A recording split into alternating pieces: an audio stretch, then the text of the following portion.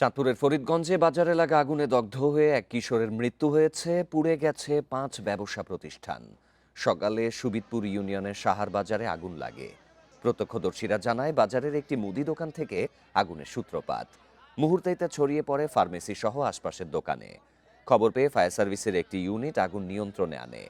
এ সময় আগুনে পুড়ে মৃত্যু হয় মুদি দোকানের কর্মচারী সাব্বির হোসেনের। মরদেহ উদ্ধার করে পুলিশের কাছে হস্তান্তর করে fire service. Faridganj fire service স্টেশনের ইনচার্জ কামরুল হাসান জানান, বৈদ্যুতিক শর্ট সার্কিট থেকে আগুনের সূত্রপাত বলে প্রাথমিকভাবে ধারণা। তদন্ত শেষে আগুন লাগার কারণ নিশ্চিত হওয়া যাবে।